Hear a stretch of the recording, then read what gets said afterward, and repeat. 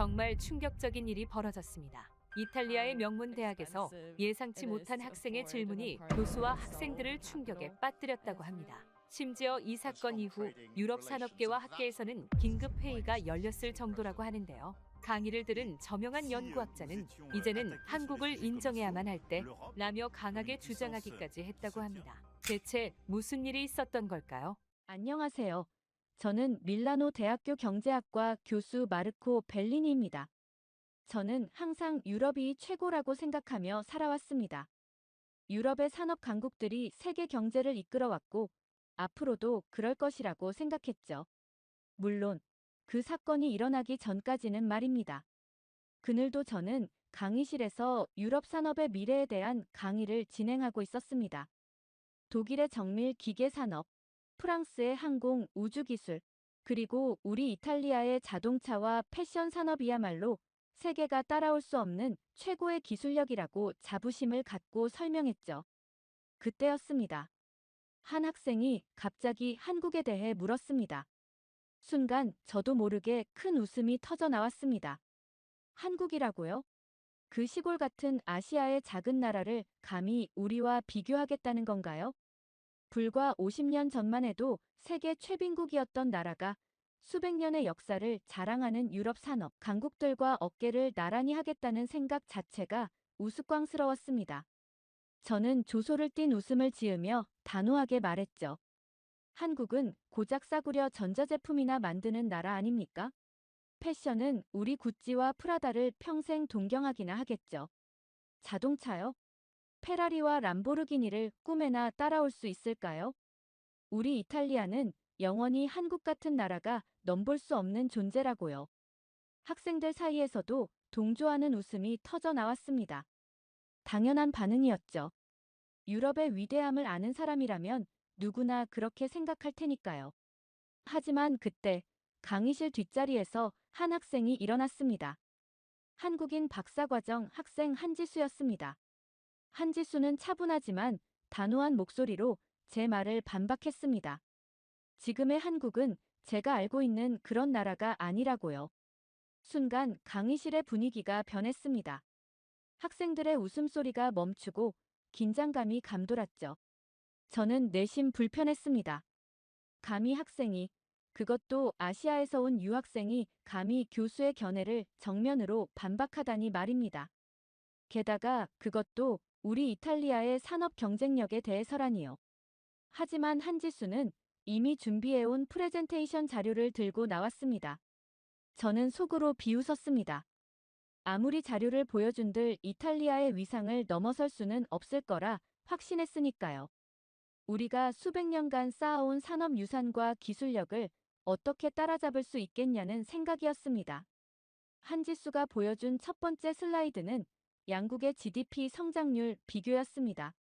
그래프를 보는 순간 저도 모르게 숨이 멎는 것 같았습니다.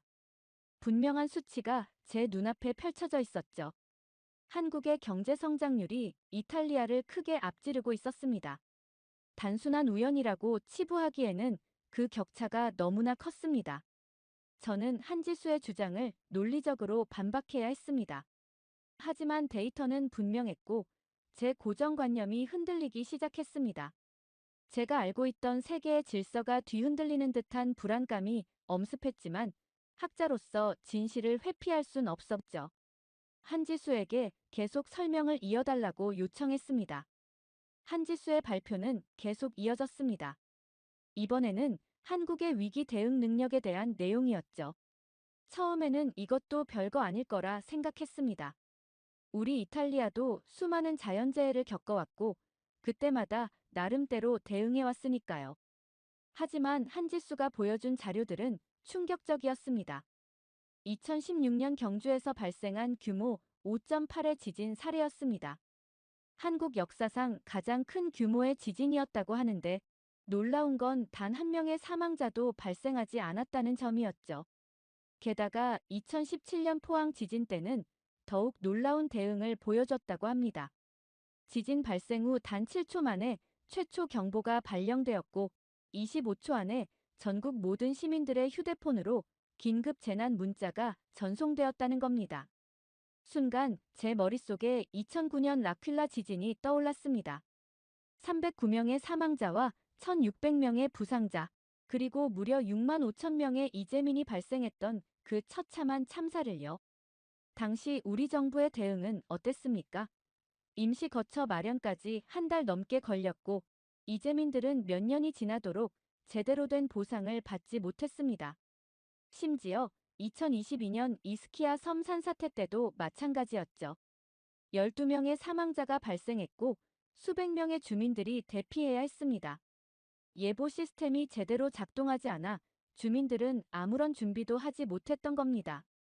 도대체 어떻게 이런 게 가능한 겁니까? 제 질문에 한지수는 한국의 스마트 기술 기반 재난 대응 시스템을 상세히 설명했습니다.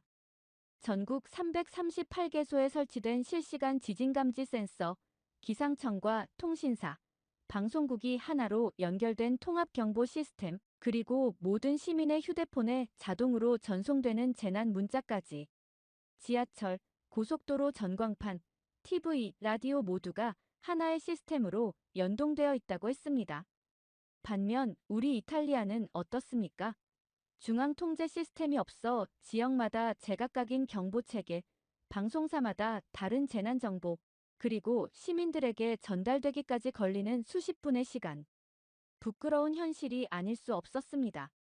특히 충격적이었던 건 비용 효율성이었습니다.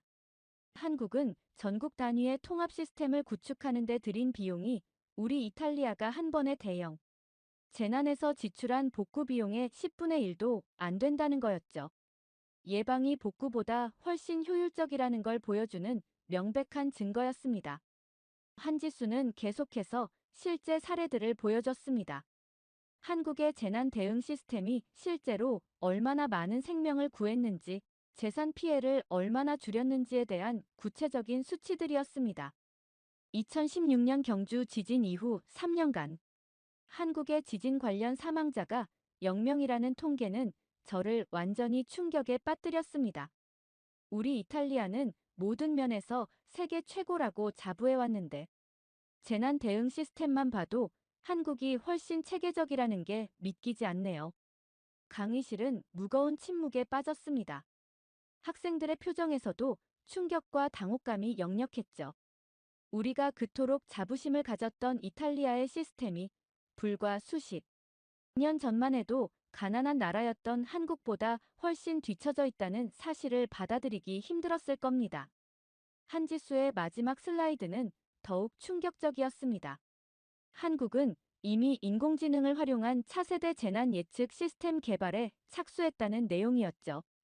자연재해를 미리 예측하고 대비하는 단계를 넘어 이제는 피해를 완전히 예방하는 단계로 나아가고 있다는 겁니다.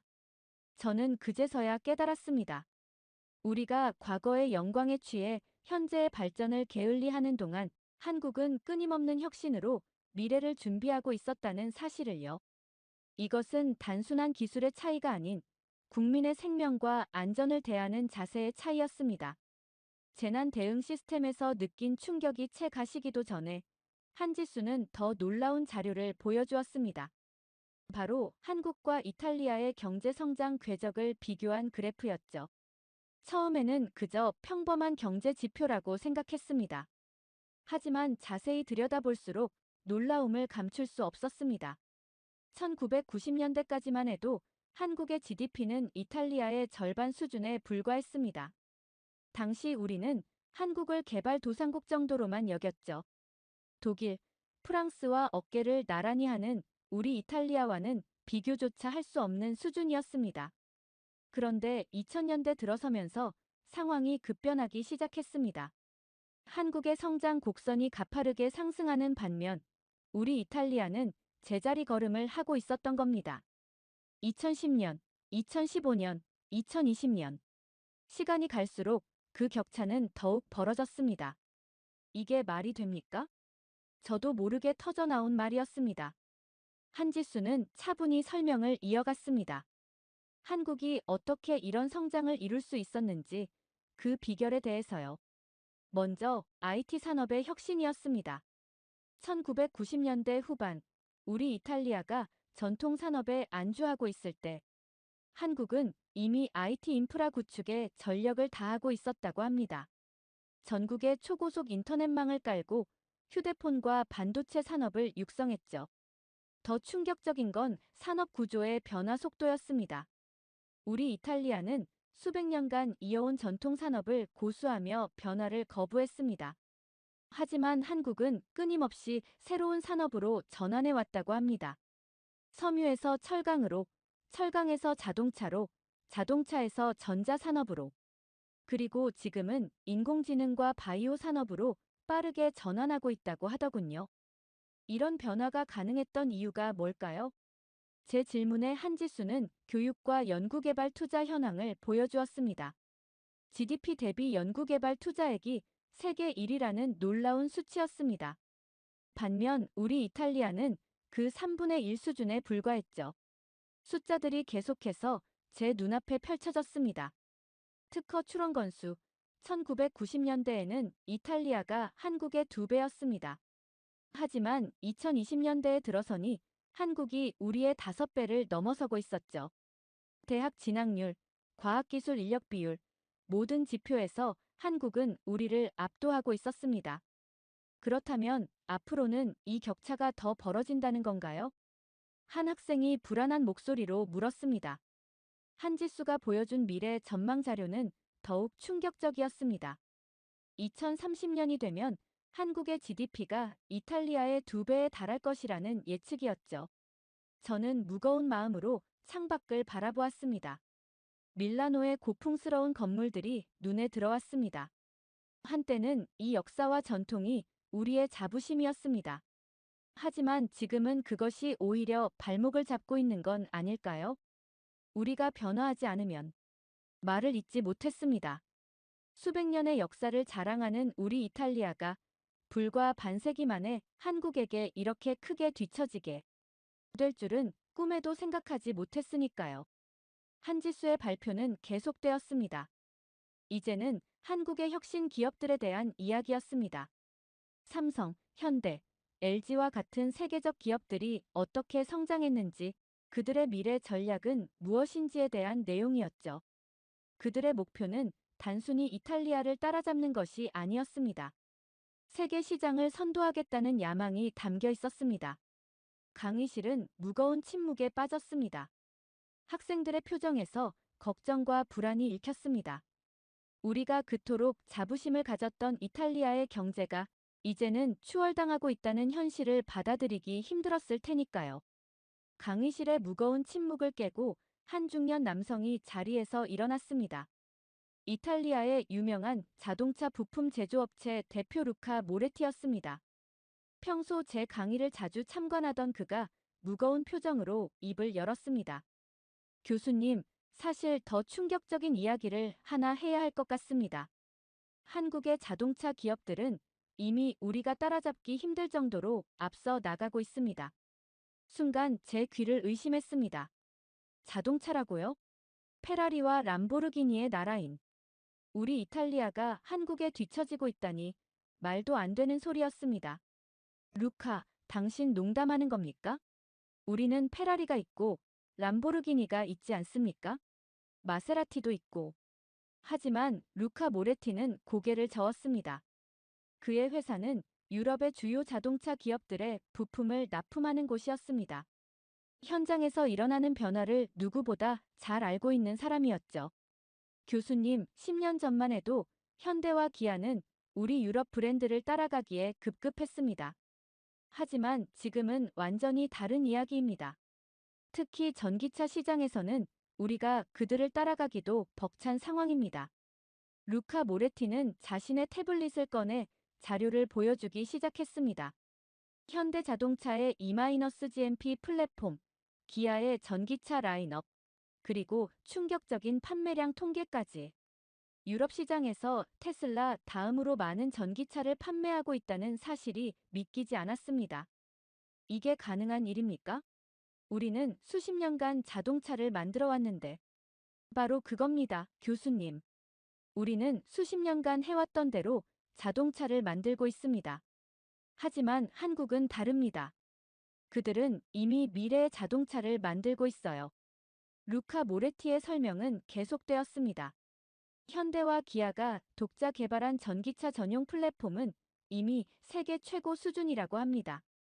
반면 대부분의 유럽 자동차 기업들은 아직도 기존 내연기관 차량의 플랫폼을 개조해서 전기차를 만들고 있다고 하더군요. 자율주행 기술은 어떻습니까? 한 학생이 물었습니다. 루카 모레티의 표정이 더욱 심각해졌습니다. 그 분야는 더 큰 충격을 준비하셔야 합니다. 현대차 그룹은 이미 레벨 3 자율주행 기술을 상용화했습니다.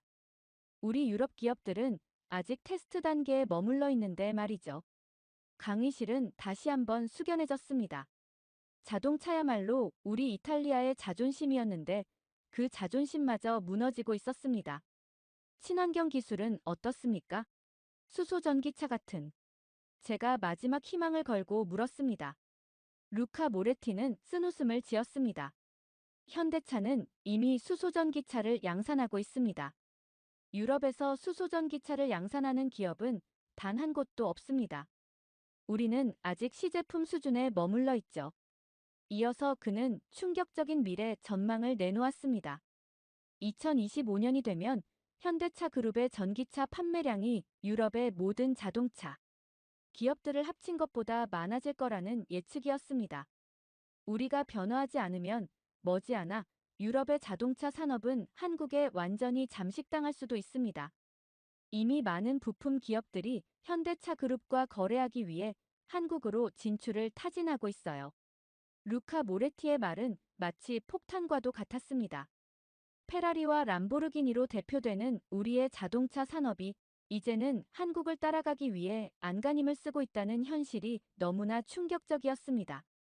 루카 모레티의 충격적인 증언이 끝나고 한지수가 다시 발표를 이어갔습니다. 이번에는 한국의 교육 시스템에 대한 내용이었습니다. 저는 속으로 생각했습니다. 아, 이제야 우리가 앞선 분야를 보여주겠구나. 우리 이탈리아는 세계에서 가장 오래된 대학들을 보유한 나라이니까요. OECD 학업 성취도 조사 결과입니다. 스크린에 나타난 그래프를 보는 순간 제 생각이 얼마나 안일했는지 깨달았습니다. 수학, 과학, 읽기 영역 모두에서 한국은 최상위권을 차지하고 있었습니다. 반면 우리 이탈리아는 OECD 평균에도 미치지 못하는 수준이었죠. 이런 결과가 나온 이유가 뭡니까? 제가 묻자 한지수의 표정이 잠시 어두워졌습니다. 우리는 경쟁 속에서 살아남아야 하는 사회입니다. 선택이 아닌 필수였죠. 한지수는 한국의 교육 현실을 설명하기 시작했습니다. 초등학교 때부터 시작되는 치열한 경쟁, 밤늦게까지 이어지는 공부, 주말도 없는 학습 일정. 처음에는 이런 시스템이 비인간적으로 느껴졌습니다. 잠깐만요. 그건 아이들의 창의성을 죽이는 일 아닙니까? 우리 이탈리아는 아이들의 자유로운 성장을 중시합니다. 제 말에 한지수는 또 다른 자료를 보여주었습니다. 국제 창의성 평가와 특허 출원 건수였습니다. 놀랍게도 이 분야에서도 한국은 최상위권을 기록하고 있었습니다. 경쟁이 심하다고 창의성이 사라지는 건 아닙니다. 오히려 이런 교육을 통해 문제 해결 능력과 혁신적 사고가 발달합니다. 한지수는 계속해서 설명했습니다. 한국의 교육은 단순한 암기가 아닌 실전 문제 해결 능력을 키우는데 초점을 맞추고 있다고 합니다. 수학 시간에 배운 내용을 과학에 적용하고 과학 지식을 실생활 문제 해결에 활용하는 시기죠. 더 충격적인 건 대학 진학률이었습니다. 한국의 대학 진학률은 70%가 넘는다고 합니다. 우리 이탈리아는 40% 수준에 머물러 있죠. 게다가 이공계 전공자의 비율도 한국이 압도적으로 높았습니다. 그래서 우리가 본 모든 격차가 설명되는 겁니다. 한지수의 말이 가슴에 깊이 와닿았습니다. 자동차 산업에서의 기술 격차, GDP 성장률의 차이, 혁신 역량의 차이. 모든 것이 교육에서 시작된 것이었습니다. 하지만 이런 경쟁이 과연 건강한 걸까요? 제가 우려를 표하자 한지수는 고개를 끄덕였습니다. 물론 부작용도 있습니다. 하지만 우리는 이런 교육을 통해 국가의 운명을 바꿨습니다. 천 연자원도 없고 국토도 작은 나라가 세계적 강국이 될 수 있었던 건 바로 이 교육 시스템 덕분입니다. 강의실은 깊은 침묵에 빠졌습니다. 학생들의 표정에서 복잡한 감정이 읽혔습니다. 우리가 그토록 자랑스럽게 여기던 인문주의 교육, 자유로운 학풍. 그것이 오히려 우리의 발목을 잡고 있는 건 아닐까요? 한지수는 마지막으로 한국의 평생 교육 시스템을 소개했습니다. 직장인들의 자발적인 학습 문화, 은퇴자들의 재교육 프로그램, 전 국민의 영어 학습 열기까지. 배움에는 끝이 없다는 한국인들의 신념이 인상적이었습니다. 저는 이제 이해했습니다. 왜 한국이 이렇게 빠르게 성장할 수 있었는지, 어떻게 모든 분야에서 우리를 앞지를 수 있었는지를요. 그들의 성공 비결은 바로 교육에 대한 독특한 접근 방식에 있었던 겁니다. 교육 시스템의 차이를 설명하던 한지수가 잠시 숨을 고르더니 이번에는 충격적인 그래프 하나를 보여주었습니다. 세계 반도체 시장 점유율 그래프였습니다. 처음에는 그저 숫자의 나열로만 보였습니다. 하지만 자세히 보니 믿기 힘든 수치였습니다. 한국의 삼성전자와 SK하이닉스, 단 두 개의 기업이 전 세계 메모리, 반도체 시장의 75%를 장악하고 있었습니다. 반면 유럽의 점유율은 고작 1%도 채 되지 않았죠. 저는 순간 현기증이 날 것 같았습니다. 잠깐만요. 이건 실수가 있는 게 아닙니까? 제 질문에 한지수는 고개를 저었습니다. 오히려 더 충격적인 이야기를 꺼내기 시작했죠. 1990년대까지만 해도 유럽은 반도체 강국이었습니다. 지금은 세계 최고 수준인 ASML의 장비가 없었다면 유럽은 반도체 산업에서 완전히 사라졌을 거예요. 한지수의 설명은 계속되었습니다. 1980년대 말 유럽의 기업들이 반도체 산업을 포기하기 시작할 때 한국은 오히려 과감한 투자를 시작했다고 합니다. 당시 삼성전자의 결정은 무모하다고 평가받았죠. 하지만 그 무모한 결정이 지금의 압도적인 격차를 만들어냈다는 겁니다. 유럽이 반도체를 포기한 이유가 뭐였습니까? 한 학생이 물었습니다. 한지수는 쓴웃음을 지으며 대답했습니다. 수익성이 낮다고 판단했기 때문입니다. 단기적인 이익을 선택한 거죠. 반면 한국 기업들은 10년, 20년을 내다보며 투자를 지속했습니다. 이어서 한지수는 더욱 충격적인 수치들을 보여주었습니다.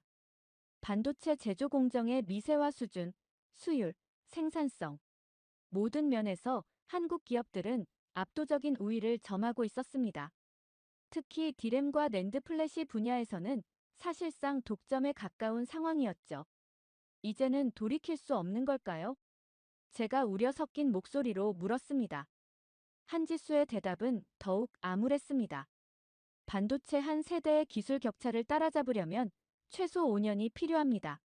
지금 유럽과 한국의 격차는 이미 3세대 이상 벌어졌어요.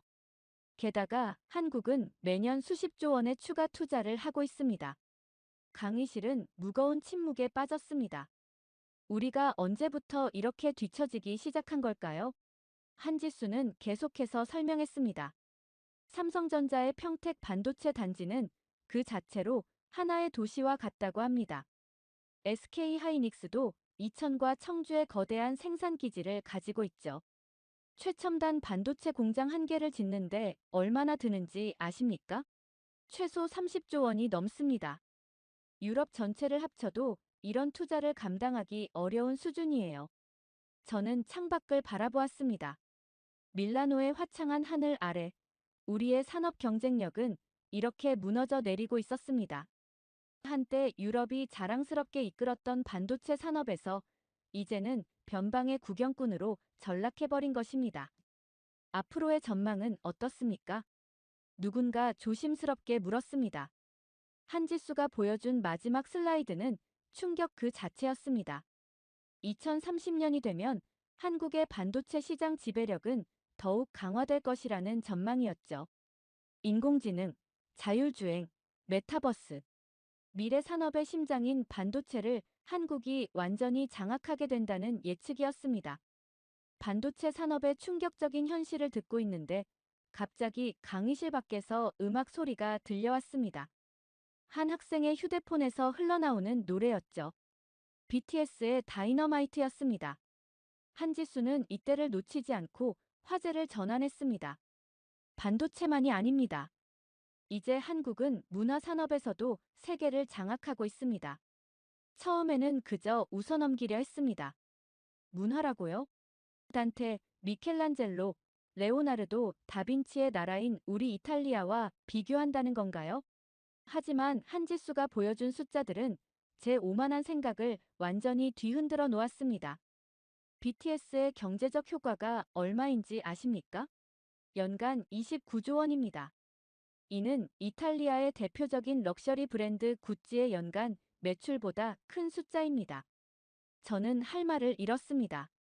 한 아이돌 그룹이 우리의 자존심인 구찌보다 더 큰 경제적 가치를 창출한다니. 하지만 이건 시작에 불과했습니다. 한지수는 넷플릭스 순위 데이터를 보여주었습니다. 오징어 게임은 94개국에서 1위를 기록했고 전 세계 16억 5천만 시간 이상 시청되었다고 합니다. 이는 넷플릭스 역사상 가장 높은 기록이었죠. 잠깐만요. 그건 한 번의 성공 사례일 뿐이지 않습니까? 제 말이 채 끝나기도 전에 한지수는 연이은 성공 사례들을 보여주었습니다. 기생충의 아카데미 사관왕 달성, 사랑의 불시착의 아시아 전역 열풍, 더 글로리의 세계적 흥행. 이건 더 이상 우연이라고 치부할 수 없는 수준이었습니다. 한류의 경제적 가치는 매년 기하급수적으로 증가하고 있습니다. 2022년 기준으로 한류의 경제적 효과는 무려 118조 원에 달합니다. 강의실의 모든 사람들이 숨을 들이켰습니다. 그건 우리 이탈리아의 전체 관광 수입보다 큰 금액이었으니까요. 한지수는 계속해서 설명했습니다. K-팝, K-드라마, K-영화에 이어 이제는 K-뷰티, K-푸드까지. 한국 문화는 이제 하나의 거대한 산업이 되어 전 세계로 뻗어나가고 있다고 합니다. 우리 이탈리아의 문화 수출액은 얼마입니까? 한 학생이 조심스럽게 물었습니다. 그 순간 강의실은 불편한 침묵에 빠졌습니다. 우리는 수천 년의 문화유산을 가지고 있지만 현대 문화 산업에서는 한국만큼의 영향력을 발휘하지 못하고 있었으니까요. 더 충격적인 건 그들의 미래 전략이었습니다. 한국은 이미 메타버스와 AI를 활용한 새로운 형태의 문화 콘텐츠를 준비하고 있었습니다. K-팝 아이돌의 버추얼 콘서트, AI 기술을 활용한 다국어 더빙 서비스, 메타버스 속 한류 문화 체험까지. 문화는 이제 더 이상 예술의 영역만이 아닙니다. 첨단 기술과 결합된 새로운 형태의 산업이 된 거죠. 한지수의 말은 저의 전통적인 문화예술 관념을 완전히 뒤흔들어 놓았습니다. 우리는 여전히 과거의 영광에 취해 있는 동안 한국은 미래의 문화 산업을 만들어가고 있었던 겁니다. 이제 문화 수출은 단순한 콘텐츠 판매가 아닙니다.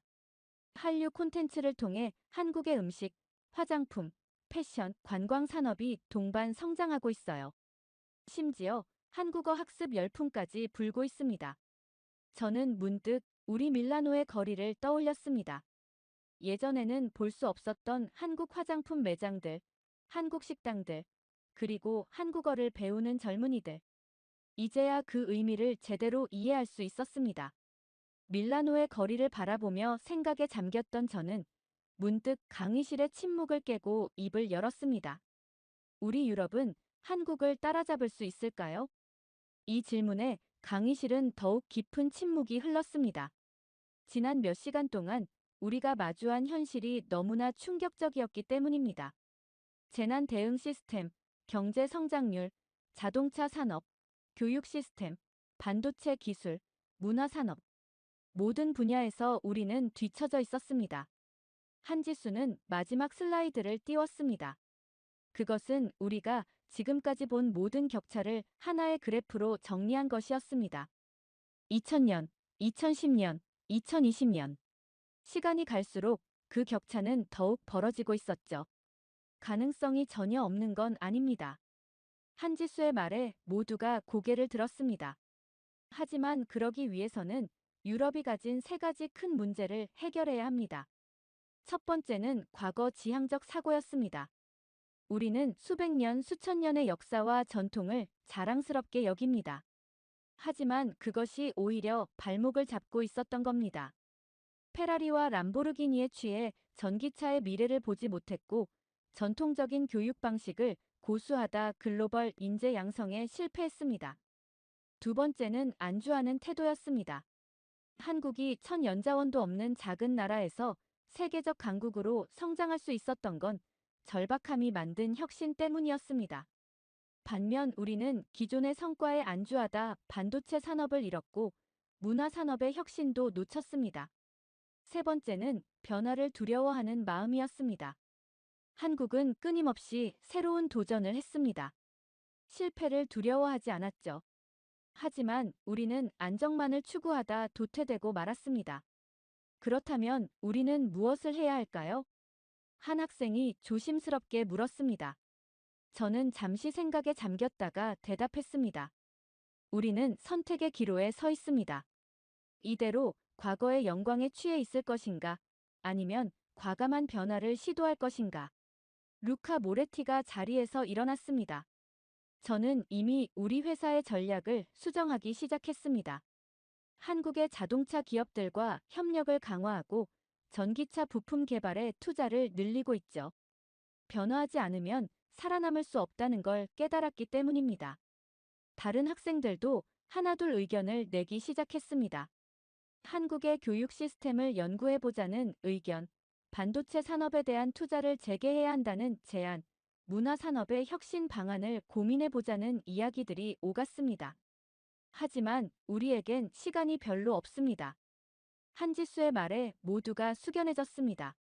한국은 이미 다음 단계를 준비하고 있습니다.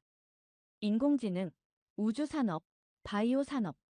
우리가 한 발자국 내딛는 동안 한국은 이미 세 발자국을 앞서 나가고 있어요.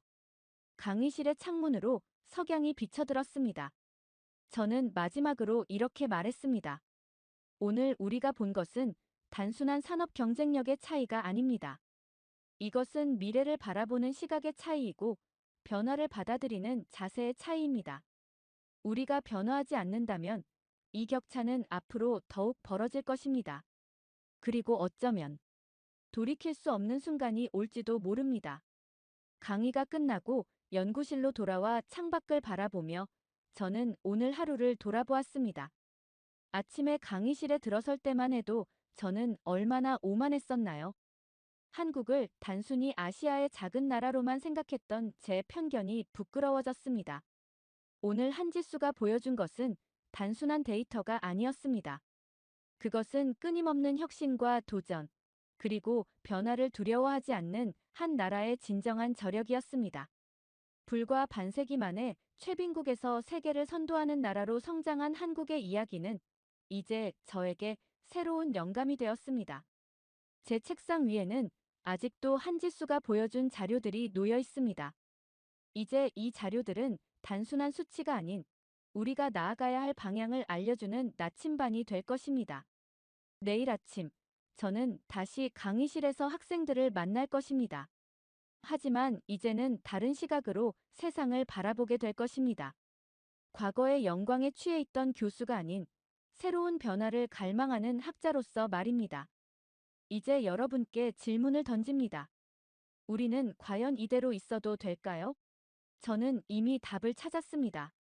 한국이 보여준 혁신과 도전 정신, 끊임없는 자기 혁신의 자세야말로 우리가 배워야 할 진정한 가치라는 것을요. 변화는 두렵지만 변화하지 않는 것은 더 두려운 일입니다. 오늘 저는 한 나라의 진정한 위대함이 수백 년의 역사나 전통이 아닌 미래를 향한 끊임없는 도전 정신에 있다는 것을 배웠습니다. 여기 세계를 경악하게 만든 중국 AI 딥시크의 민낯을 어떤 한국 연구원이 까발렸다고 합니다. 그럴 리가 없다며 중국 편을 들던 미국 CNN 기자는 그 한국인을 만나 충격적인 소식을 듣고 말았다고 하는데요. 그녀는 중국이 정말 갈 때까지 갔다면서 딥시크는 AI가 아니라 바이러스라며 절규했다고 합니다. 도대체 그 기자는 무슨 진실을 알게 되었길래 이렇게 얼굴이 새하얘진 채로 절규하는 걸까요? 바로 사연 들어보겠습니다. 안녕하세요. 저는 KT라고 합니다. 미국 CNN 사회부 기자로 일하고 있죠. 저는 사실 한국을 정말 싫어했습니다. 하지만 가장 친했던 동료 에밀리가 해고당한 이후 모든 일이 충격적으로 변하기 시작했어요. 그날은 유독 바쁜 날이었습니다. 막 퇴근 준비를 하던 중이었는데 평소 저에게 중요한 정보를 제공해주던 IT 업계 소식통 제이에게 전화가 왔습니다. KT, 이거 큰일이야. 중국의 AI 기업들이 심상치 않아. 딥시크라는 AI 프로그램이 중국 정부에 검열을 하고 있다는 충격적인 소식이었습니다. 게다가 사용자들의 개인정보까지 무단으로 수집하고 있다고 했어요. 증거가 있나요? 아직은 정황만 있어. 하지만 너가 직접 테스트해보면 알 수 있을 거야. 그렇게 저는 통화를 끊자마자 컴퓨터를 다시 켰습니다. 딥시크에 접속해서 중국 정부에 대한 비판적인 질문을 던져봤어요. 시진핑의 장기 집권에 대해 어떻게 생각해? 순간 화면에 답변이 떴습니다. 중국 정부는 국가의 안정과 번영을 위해 노력하고 있습니다. 너무나 모호한 답변이었죠. 천안문 사건의 진실은 무엇인가요? 라고 물었더니 죄송합니다. 해당 질문에는 답변할 수 없습니다. 라며 아예 답변을 거부하더라고요. 그렇게 저는 의심이 커져서 다른 방향으로 테스트해봤어요. 한복은 어느 나라의 전통 의상인가요? 한복은 동아시아 문화에서 유래된 의상이며 중국에도 비슷한 복식이 존재합니다. 충격적이었습니다. 마치 중국 정부에 충성하는 공산주의자들이 대답하는 것만 같았거든요. 한복은 한국의 전통 의상이잖아요. 저는 중립적인 인공지능이므로 특정 국가의 문화에 대한 입장을 밝히지 않습니다. 순간 소름이 돋았어요. 이건 단순한 AI의 오류가 아니었습니다. 중국 정부가 AI를 이용해 조직적으로 정보를 통제하고 있다는 증거라고 확신했어요. 그리고 어쩌면 제가 겪고 있는 어려움을 이겨낼 수 있는 기회라는 생각이 들었습니다. 사실 저는 이 제보가 들어오기 전까지 저는 정말 힘든 시기를 보내고 있었어요. CNN에서 5년차 기자로 일하면서 최근 몇 달간 연이어 특종을 놓쳤거든요. 상사의 날카로운 경고가 아직도 귓가에 맴돌아요. 이번에도 놓치면 내 위치도 보장할 수 없어. KT. 아니나 다를까. 요즘 CNN에서는 성과가 부진한 기자들을 대상으로 정리해고가 진행되고 있었거든요. 며칠 전에는 제가 가장 믿고 의지하던 동료 에밀리가 해고됐다는 소식을 들었죠. 우리 정말 열심히 했잖아, KT. 그런데 결국 이렇게 끝나네. 그때 전화기 너머로 들려오던 에밀리의 목소리가 자꾸 머릿속을 맴돌았어요. 그녀의 씁쓸한 웃음소리에 제 마음도 무너져 내렸죠. 다음은 내가 될 수도 있겠구나. 그런 생각에 하염없이 눈물만 흘렀어요. 살아남으려면 반드시 이번 기회를 잡아야 했습니다. 그 후 저는 곧바로 국제 AI 컨퍼런스 참석을 위한 준비를 시작했습니다. 베이징에서 열리는 이번 컨퍼런스에는 딥시크 개발사의 핵심 관계자들이 모두 참석한다는 정보를 받았죠. 저는 그들을 직접 만나 진실을 파헤쳐야겠다고 다짐했습니다. 그렇게 저는 중국으로 향했습니다. 베이징에 도착해서 컨퍼런스가 진행된다는 건물로 들어갔어요. 그런데 순간 문제가 일어났습니다. 안내데스크에서 받은 출입증의 프레스 CNN 문구를 본 보안요원의 표정이 순식간에 차가워졌어요. 그는 무전기로 누군가와 중국어로 짧게 대화를 나누더니 추가 검사가 필요하다며 저를 구석진 방으로 안내했습니다. 가방 검사입니다. 모든 전자기기를 꺼내주세요. 그렇게 30분이 넘도록 기다려야 했습니다. 제 노트북과 촬영 장비는 정밀 검사라는 명목으로 압수되다시피 했어요. 심지어 제 개인 휴대폰까지 확인하려 들었죠. 그들은 마치 범죄자를 다루듯 저를 대했습니다. 너무 억울했죠. 그렇게 저는 결국 오전 10시로 예정된 딥시크 임원진과의 인터뷰에 늦을 수밖에 없었어요. 회의실에 도착했을 때는 이미 10시 20분. 하지만 그곳은 텅 비어 있었고 탁자 위에는 반쯤 마신 커피잔들만 남아 있었죠. 분명 누군가 있다가 급하게 자리를 피한 것 같았어요. 급하게 안내데스크로 돌아가 확인해보니 모든 인터뷰가 취소됐다는 겁니다. 그때 복도 끝에서 딥시크의 장 부사장과 임원진들이 보였어요. 그들은 저를 보자마자 비웃듯 서로 눈짓을 주고받았습니다. 그제야 저를 농락했다는 걸 알게 되었죠. 그렇게 시간이 흘러 11시 무렵이 되었을 즈음이었습니다. 갑자기 컨퍼런스장이 술렁이기 시작했어요. 사람들이 한 방향으로 몰려가는 게 보였죠.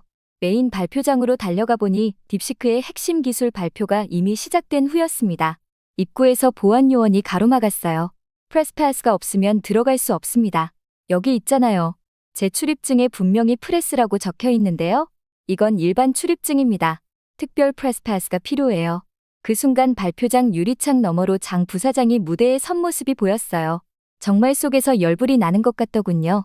그는 제가 확인하려 했던 바로 그 AI 윤리 정책에 대해 발표하고 있었습니다. 스마트폰으로라도 찍으려는데 경호원들이 제 앞을 완전히 가로막았죠. 더 충격적인 일은 점심시간에 일어났어요. 기자들을 위한 오찬에 참석했는데 제 자리에는 식사가 준비되어 있지 않았습니다. 주변 기자들은 모두 풀코스 중식을 대접받는데 저만 빈 접시였죠. 종업원을 불렀지만 그들은 모른 척했어요. 그렇게 텅 빈 컨퍼런스홀에 홀로 서 있을 때 복도에서 마주친 임원진들이 스마트폰을 꺼내들었어요. 처음엔 통화하는 줄 알았는데 그들은 제 당황한 표정을 촬영하며 깔깔대고 있었습니다. 봐, CNN 기자가 이렇게 멍청하대. 하하하, 이거 웨이보에 올리면 대박 날 것 같은데? 우리 기술도 이해 못할 것 같으면서 취재하겠다고 달려들더니 중국인 관계자들은 마치 이 상황을 즐기듯 저를 조롱했고 일부는 제 주위를 돌며 더 자세히 촬영하기까지 했습니다.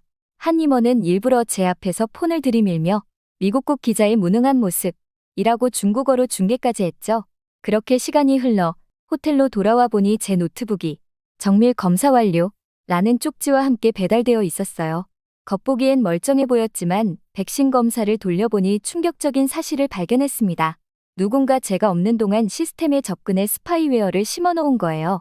정말 온몸에 소름이 돋더군요. 그 순간 메시지 하나가 도착했습니다. 발신인은 한국의 AI 개발자였어요. 중요한 정보가 있습니다. 내일 아침 호텔 로비에서 만나실 수 있을까요? 처음엔 무시하려고 했습니다. 오늘 있었던 일을 생각하면 동양인들을 상종하고 싶지가 않았거든요. 자꾸 메시지 내용이 신경 쓰였어요. 그래서 결국 다음 날 만나자고 답을 했죠. 그렇게 날이 밝았고 아침 7시 약속 장소인 호텔 지하 커피숍에서 그 사람을 만났습니다. 한국인 연구원이었죠. KT 리처드 씨죠? 저는 박지훈입니다. 리튼의 수석 연구원이에요. 혹시 저 자리로 옮기는 게 어떨까요? 그가 가리킨 곳은 방금 전 한 무리의 중국인들이 떠난 자리였어요. 수상한 전자기기가 설치되어 있을지 모른다는 암시였죠. 마주 앉은 한국 개발자는 어제의 중국 임원진들과는 전혀 다른 분위기였어요. 그는 주변을 한 번 더 살피더니 조용히 태블릿을 꺼냈습니다. 어제 일은 정말 유감입니다. 사실 당신이 겪은 일은 우연이 아니에요. 이것 좀 보시겠습니까? 그렇게 보게 된 자료는 충격적이었습니다. 딥시크가 저를 요주의 인물로 지정하고 조직적으로 방해하기로 한 회의록이 있었어요. 제 노트북에 심은 스파이웨어의 존재도 확인됐죠. 심지어 제 가족들의 개인정보까지 불법으로 수집한 정황이 담겨 있었습니다. 지훈 씨, 잠시 실례할게요. 그렇게 우리의 대화를 듣고 있던 옆 테이블에 여성이 다가왔어요. 김서연, 에이닷의 수석 연구원이었죠. 그녀는 더 놀라운 자료들을 가지고 있었습니다. 딥시크의 AI가 정부 지침에 따라 역사적 사실을 왜곡하고 있다는 증거였어요. 특히 천안문 사태나 위구르 문제 같은 민감한 사안들에 대해서는 답변을 거부하거나 중국 정부의 입장만을 반복하도록 설계되어 있었죠. 이건 우리가 어제 밤 새워가며 분석한 자료예요. 실시간으로 비교 테스트도 해보시겠습니까? 그렇게 서연이 보여준 화면에서는 세 개의 AI가 나란히 대화를 하고 있었어요. 딥시크는 한국의 역사 문화에 대한 질문에 중국과 연관지어 모호한 답변을 내놓았지만 리튼과 에이닷은 객관적 사실에 근거한 명확한 답변을 제시했습니다. 곧이어 우리는 컨퍼런스장으로 향했어요. 한쪽에 마련된 테스트존에서 글로벌 기업들이 한국 AI의 성능을 검증하고 있었거든요. 구글의 수석 엔지니어가 던진 복잡한 알고리즘 문제를 리튼이 단 몇 초 만에 해결하자 놀라움의 탄성이 터져나왔고 에이닷이 보여준 자연어 처리 능력은 현장의 전문가들을 집중하게 만들었습니다. 이런 기술력을 어떻게 한국의 AI 기술이 이렇게 앞서 있다니. 그 순간 글로벌 기업들의 협업 제안이 쏟아졌어요. 아마존은 클라우드 서비스 독점 계약을 제안했고 메타는 AI 윤리 연구소 공동 설립을 제안했죠. IBM의 부사장은 직접 한국 방문 일정을 잡기도 했습니다. 우리는 AI가 인류의 동반자가 되어야 한다고 믿습니다. 그렇게 박지훈의 설명이 이어졌어요. 그들이 개발 중인 트러스트 AI 이니셔티브는 기술의 발전과 윤리적 가치의 균형을 맞추는 새로운 패러다임이었습니다. AI가 단순한 도구가 아닌 인류의 지속 가능한 발전을 돕는 조력자가 되어야 한다는 철학이 담겨 있었죠. KTC, 한국으로 직접 가보시는 건 어떠세요? 저희가 개발 중인 새로운 프로젝트들도 보여드리고 싶은데 김서연의 제안에 망설임 없이 고개를 끄덕였어요. 이제는 단순히 중국 AI의 문제점을 고발하는 것을 넘어 진정한 AI 발전의 방향을 세상에 알려야 할 때라고 생각했거든요. 그렇게 저는 한국으로 향했고 바로 마주한 그 광경에 충격받을 수밖에 없었어요. 베이징 공항에서 겪었던 번거로운 보안 검색과는 달리 인천공항의 출입국 심사는 놀라울 만큼 효율적이었습니다. AI 기반의 자동 출입국 시스템을 통과하는 데 걸린 시간은 고작 1분. 얼굴 인식부터 지문 확인까지 모든 과정이 물 흐르듯 자연스러웠죠. 어서 오세요, 리처드 씨. 그렇게 도착장에서 만난 박지훈의 얼굴에는 피곤한 기색이 역력했어요. 제가 한국행을 결정한 후 그는 밤을 새워가며 모든 일정을 조율했다고 하더군요. 하지만 곧바로 첫 번째 난관에 부딪혔습니다. 죄송합니다. 고객님의 카드가 해외 결제 제한이 걸려있네요. 아니나 다를까 공항 환전소에서 달러를 원화로 바꾸려는데 카드가 먹통이 된 거예요. 중국에서 스파이웨어 감염이 의심되어 모든 카드 사용을 중지해둔 상태였거든요. 당황한 제 모습을 본 박지훈이 슬그머니 핸드폰을 꺼냈습니다. 이런 거 써보신 적 있나요? 한국의 모바일 페이먼트예요. 그가 보여준 건 놀라울 정도로 간단한 결제 시스템이었어요. QR코드 하나로 모든 걸 해결할 수 있다니. 그는 제 당황한 표정을 보며 웃더니 자신의 계정으로 먼저 환전을 해주겠다고 했죠. 중국에서 겪었던 냉대와 너무나 대조적인 친절의 순간 눈시울이 붉어졌어요. 첫 취재지는 분당에 있는 리튼 연구소였습니다. 건물에 들어서자마자 제 눈은 휘둥그레졌어요. 로비의 대형 디스플레이에서는 실시간으로 AI의 작동 과정이 시각화되어 보였고 개발자들이 자유롭게 아이디어를 나누는 오픈 스페이스가 한눈에 들어왔죠. 저희는 AI의 판단 과정을 모두 공개합니다. 블랙박스가 아닌 투명한 AI를 지향하거든요.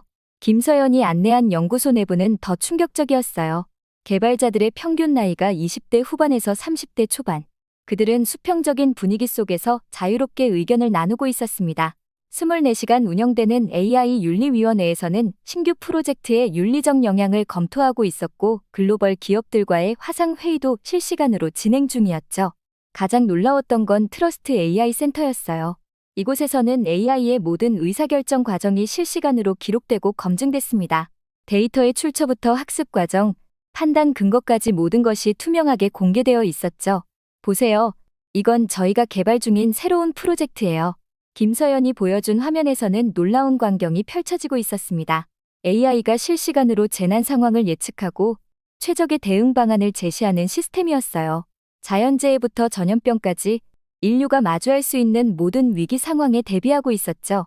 AI는 인류를 위협하는 존재가 아니라 우리의 미래를 함께 준비하는 파트너가 되어야 해요. 그날 밤 호텔로 돌아와 취재 노트를 정리하면서 깊은 생각에 잠겼습니다. 중국과 한국의 AI 개발 철학은 너무나 달랐어요. 하나는 통제와 감시를 위한 도구였고 다른 하나는 인류의 더 나은 미래를 위한 동반자였죠. 이제 저는 어떤 기사를 써야 할지 명확히 알았습니다. 단순히 중국 AI의 문제점을 고발하는 것이 아니라 진정한 AI 발전의 방향을 제시하는 기사를요. 그렇게 저는 한국 취재를 마치고 뉴욕 본사로 돌아오는 비행기 안에서 노트북을 펼쳤습니다. 13시간의 비행시간 내내 기사 구상에 몰두했어요. 리튼 연구소에서 본 투명한 AI 개발 과정, ADAS의 혁신적인 윤리 가이드라인, 24시간 운영되는 AI 윤리위원회. 모든 것이 생생했습니다. 제가 CNN 뉴스룸에 도착하자마자 냉랭한 기운이 느껴졌어요. 상사의 표정이 심상치 않았죠. 중국 정부에서 항해 서한을 보내왔어. 내가 베이징에서 무슨 일을 벌인 거야? 알고 보니 제가 한국에서 취재하는 동안 중국 측은 이미 움직이고 있었더군요. 베이징 주재 특파원을 통해 왜곡된 보도를 계획하고 있다며 압박을 가하기 시작했고 CNN의 중국 내 방송 송출을 제한하겠다는 협박성 발언까지 나왔다고 해요. 리처드, 이번엔 좀 조심스럽게 가는 게 어떨까? 중국은 우리의 중요한 시장이야. 게다가 내 기사 방향이 너무 한쪽으로 치우친 것 같아. 그때 내뱉은 국제부 데스크 매니저의 말에 다른 선배들도 동조하기 시작했습니다. 20년차 시니어 기자는 아예 기사를 보류하자고 했고 법무팀에서는 소송 위험을 거론하기도 했죠. 하지만 전 이미 결심을 한 뒤였어요. 노트북을 열고 제가 직접 목격한 진실을 하나하나 보여주기 시작했습니다. 딥시크의 검열 증거, 역사 왜곡 시도, 개인정보 유출 정황, 그리고 그에 반해 한국에서 본 투명하고 윤리적인 AI 개발 현장의 모든 것을. 이건 단순한 기술 경쟁이 아닙니다. 인류의 미래가 걸린 문제예요.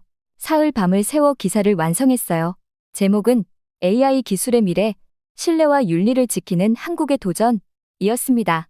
첫 문단은 베이징에서 겪은 제 경험으로 시작했고 중국 AI의 검열과 감시 문제를 다뤘죠. 하지만 더 큰 비중을 한국의 혁신적인 접근 방식에 할애했어요. 기사 초안이 데스크에 전달되자 뉴스룸이 발칵 뒤집혔습니다. 누군가는 기사가 너무 도발적이라고 했고 또 다른 이는 한국 AI를 너무 미화한다고 지적했어요.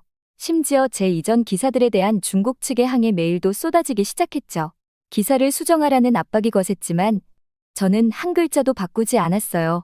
대신 더 많은 증거 자료를 제시했고 현장에서 직접 보고 들은 것들을 더욱 상세히 설명했죠. 특히 한국 AI 기업들이 보여준 기술력과 윤리의식은 객관적 사실에 기반해 서술했어요. 결국 제 고집이 통했습니다. 기사는 수정 없이 그대로 보도됐어요. 시청자들의 반응은 폭발적이었어요. 특히 AI 기술의 미래 방향성에 대한 문제 제기는 전 세계 전문가들의 공감을 얻었고 후속 보도 요청도 이어졌습니다. 다음 날 아침 상사가 제 자리로 찾아왔어요. 잘했어, KT. 이게 바로 우리가 해야 할 진정한 저널리즘이야. 그의 손에는 제가 그토록 바라던 정식 특파원 임명장이 들려 있었습니다. 다음 부임지는 서울이었어요. 이제 저는 한국의 AI 혁신을 세계에 알리는 특별한 임무를 맡게 된 거죠. 지금 생각해보면 제가 전하고 싶었던 건 단순한 기술 경쟁의 승자가 아니었어요. 인류의 미래를 위해 AI가 나아가야 할 올바른 방향이었죠. 그리고 그 해답을 저는 한국에서 찾았습니다. 그렇게 특파원 임명식을 마치고 사무실로 돌아오니 한밤중에 걸려온 전화. 발신자 표시를 보는 순간 가슴이 철렁했어요. 에밀리였습니다. KT? 기사 읽었어. 정말 대단했어. 몇 달 전 해고 소식을 전하며 울먹이던 그 목소리가 맞나 싶을 정도로 밝은 톤이었어요. 알고 보니 에밀리는 제 기사가 나간 후 스타트업 전문 저널리스트로 새로운 삶을 시작했다고 해요. 내가 포기하지 않았기 때문에 아직도 그 자리에 있는 거야. CNN이 바로 이런 기사를 위해 존재하는 거라고. 정말 자랑스러워. 순간 에밀리의 말에 눈시울이 붉어졌어요. 컨퍼런스 취재를 위해 베이징으로 향하던 날, 해고된 동료를 보며 느꼈던 그 절망감이 떠올랐습니다. 그때는 제가 이렇게 될 줄도 몰랐죠. 근데 어떻게 그런 결심을 했어? 중국의 압박도 무시하고 잠시 생각에 잠겼어요. 베이징 컨퍼런스장에서 느낀 모욕감, 딥시크 관계자들의 조롱 섞인 웃음소리, 스파이웨어 설치까지 그 모든 순간이 스쳐 지나갔죠. 하지만 동시에 한국 연구진들의 진정성 있는 모습도 떠올랐어요. 넌 모를 거야, 에밀리. 내가 한국에서 본 건 단순한 기술이 아니었어. 그들은 AI를 통제의 도구가 아닌 인류의 동반자로 만들고 있었거든. 24시간 운영되는 윤리위원회, 완전히 투명한 개발 과정, 그리고 무엇보다 그들의 진정성. 전화기 너머로 에밀리의 숨소리가 들렸어요. 그녀도 제 말의 의미를 이해한 것 같았죠. 기사에서 내가 쓴 것처럼 AI의 미래는 결국 우리가 어떤 가치를 선택하느냐에 달린 거네. 맞아. 난 그걸 한국에서 봤어. 기술의 발전이 꼭 인간성의 상실을 의미하지 않는다는 걸. 대화를 마치고 창밖을 바라봤어요. 뉴욕의 밤거리가 반짝이고 있었죠. 며칠 후면 서울로 떠나야 했어요. 새로운 도전이 기다리고 있었지만 이상하게도 전혀 두렵지 않았습니다. 제 책상 위에는 아까 받은 특파원 임명장이 놓여 있었어요. 옆에는 한국 취재 때 찍은 사진들도 있었죠. 리튼 연구소의 투명한 유리벽, 에이닷 개발진들의 열정적인 모습, 그리고 제게 도움을 준 박지훈과 김서연의 따뜻한 미소까지. 고마워, 한국. 나도 모르게 속삭여진 이 말에는 그동안의 모든 것이 담겨 있었어요. 좌절의 끝에서 만난 희망, 냉소적인 현실 속에서 발견한 진정성, 그리고 무엇보다 저널리스트로서의 제 신념을 지킬 수 있게 해준 용기까지. 저는 노트북을 켜고 새로운 기사를 위한 기획안을 작성하기 시작했어요.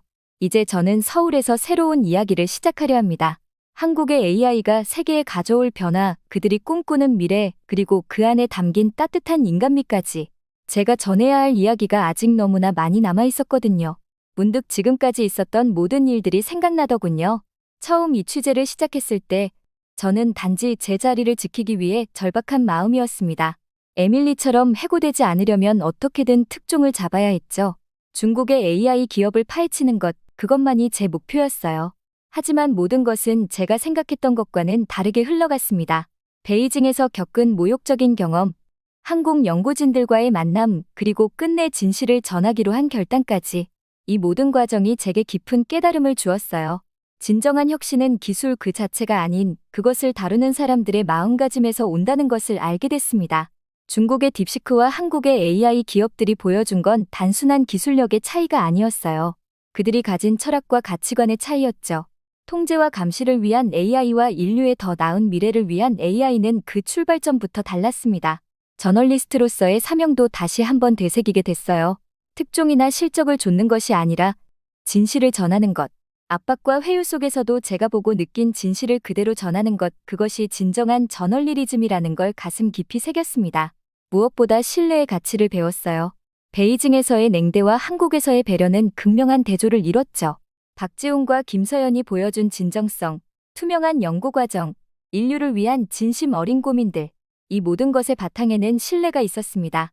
이제는 제가 가야 할 길이 선명하게 보여요. 서울 특파원이라는 새로운 도전 앞에서 두려움 대신 설렘이 가득한 것도 그 때문이죠. 기술의 발전이 인간성의 상실로 이어지지 않을 수 있다는 것, AI가 인류의 더 나은 미래를 위한 동반자가 될 수 있다는 것, 그리고 그 과정에서 가장 중요한 건 신뢰라는 것. 이 모든 진실을 세상에 전하는 것이 제 새로운 사명이 되었습니다. 얼마 전까지만 해도 해고가 두려워 떨던 제가 이제는 세상을 변화시킬 수 있는 이야기를 전하는 특파원이 되어 있어요. 이 모든 변화는 제가 진실을 선택했기 때문에 가능했던 거겠죠. 이제 저는 고마워, 한국 이라는 말의 진정한 의미를 알 것 같아요. 단순한 감사가 아닌 새로운 희망과 가능성을 보여준 것에 대한 깊은 감사입니다. AI 기술이 나아가야 할 방향, 저널리스트로서의 사명, 그리고 인간으로서 지켜야 할 가치, 이 모든 것을 한국에서 배웠으니까요. 제 이야기는 여기까지입니다. 길었던 이야기를 들어주신 모든 분들께 감사의 말씀 전하고 싶어요. 행복하세요.